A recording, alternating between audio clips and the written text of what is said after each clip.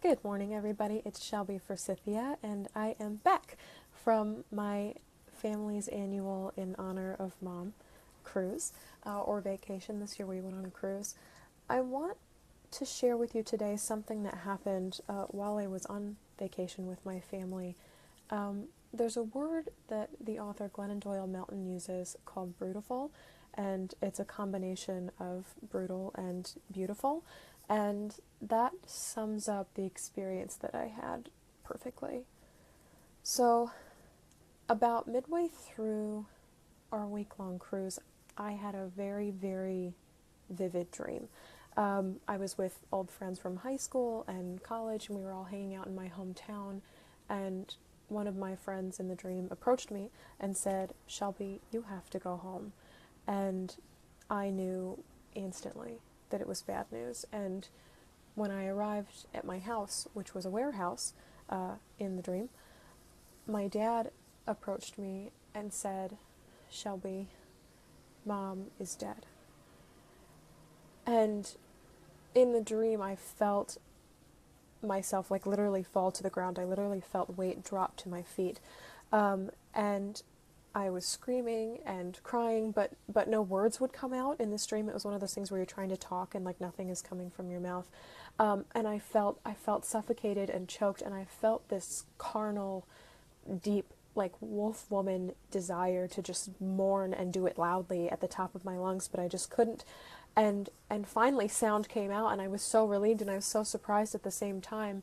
And I ended up waking up screaming.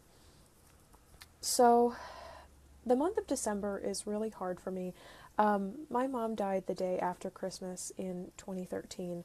So, this month and in the trip I just took, and the holidays in general are kind of like a really tumultuous time and carry a lot of strong reminders of her. So, I'm not surprised that I had a dream about her death. I'm not surprised either that my body went into full tilt panic anxiety mode, like it literally had just happened.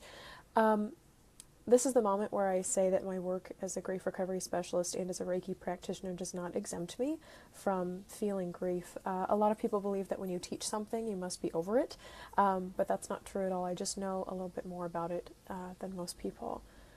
I still grieve. And with that, we'll go back into that night on the boat. So while none of the details of anything that happened in the dream or anything close to what happened in real life, the feeling of losing my mom's spirit, of knowing her presence on the earth as my mom was gone, and a feeling of having like this huge, huge hole in the middle of my chest were exactly the same as the literal moment that she died in 2013. I woke up shouting, and my sister, who was in the same room as me, woke up to ask too if I was okay. And all I could think to do in that moment was to go out onto the deck of the boat where we were staying and to get some air, because I still felt like, even though I had woken up, that I still couldn't breathe, that things weren't coming out of my mouth or even going back into my body the way that they should.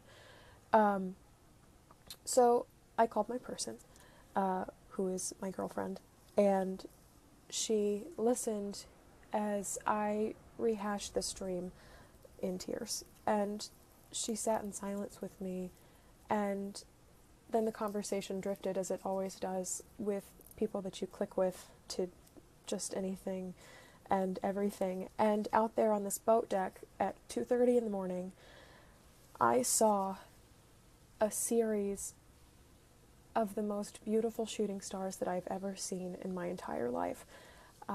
The water was pitch black because it was so dark, and most of the boat lights were off. We weren't near a port or a city or another ship. The sky was absolutely clear, and I saw more stars anyway than I ever had living in Chicago. And just like that, just looking up, 5 appeared in just the course of an hour, and they were so bright and so magnificent and so beautiful that I like jumped out of my chair. I was so excited and teared up as I made wishes for all of them. And that night on the boat was my happiest memory from the entire trip. It had absolutely nothing to do with sightseeing or anything else that we did on this cruise, but but it was my happiest memory from the whole time. So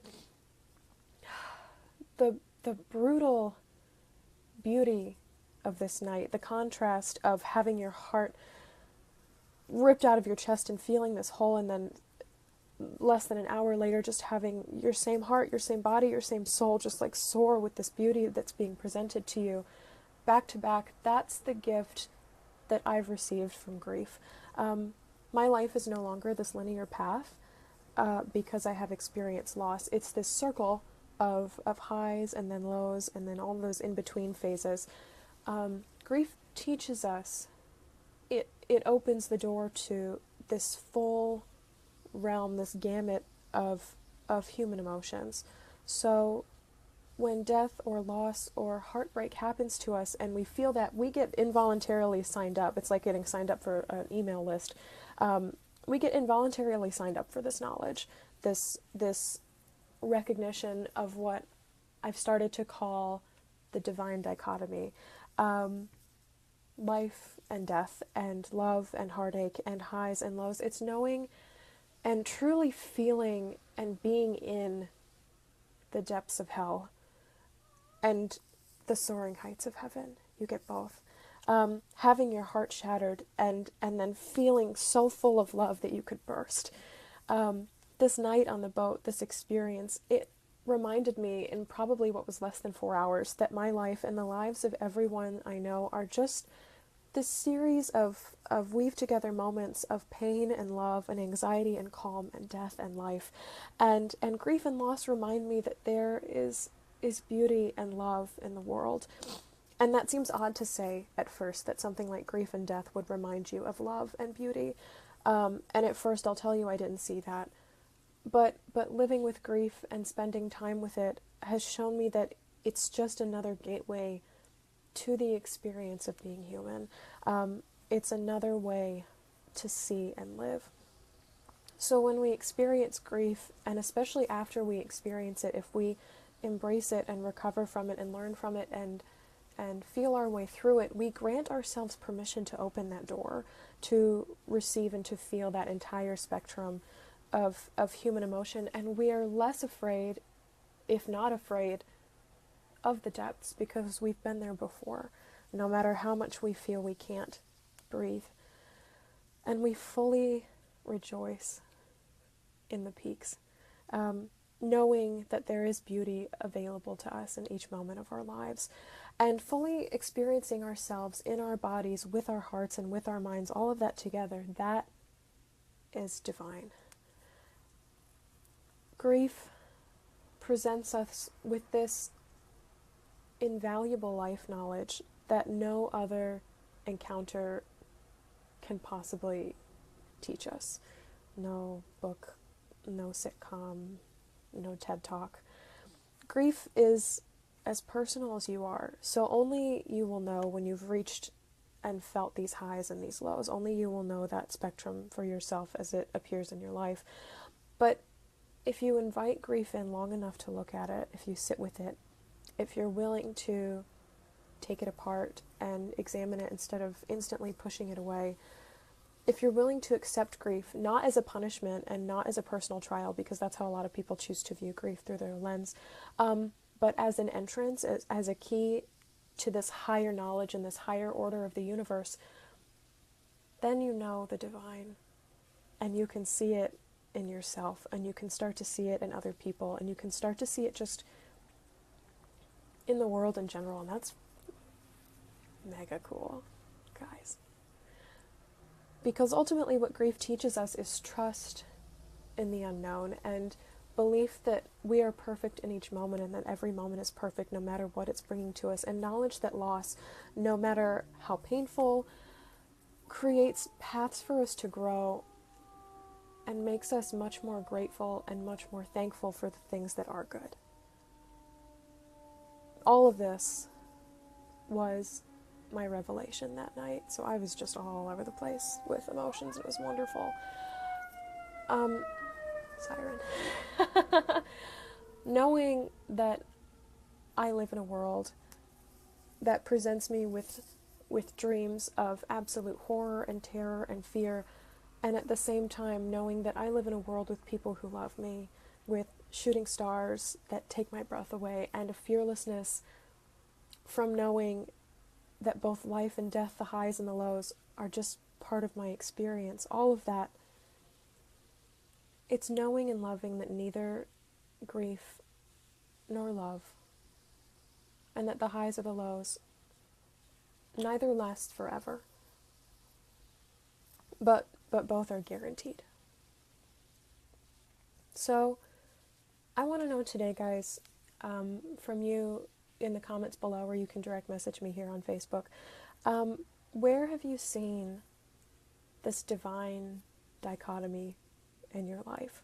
Where have you seen the tragedy mixed with the brilliance and the love of life together?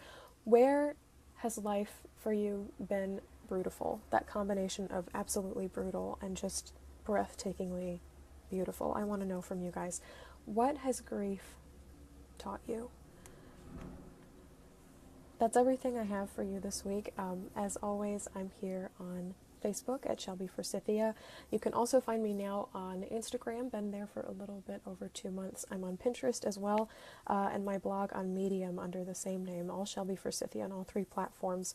If you haven't already, check out, I have a free meditation on my website called Breathing Room for the Brain, and you can find that over at shelbyforsythia.com. It's helpful now around the holidays if you're looking for some space to put all of this down somewhere for a minute in the midst of the chaos, or just in general. And you can also download it and take it with you if you have an iPhone or whatever you put MP4s on. Take it with you on the go. So I'm so glad to see all of you today. I see Caitlin, so I'm waving to you, and Tiffany as well. I finally get to see you live. Yahoo! Excited to have a little bit of an audience today, not just on replay, but here live at 10 Central Time in Chicago. No, don't know what time it is where you are. But sending all of you so much love today and so much light. As always, it is such an honor to just be able to share space with you and have this outlet and have these ears that are listening.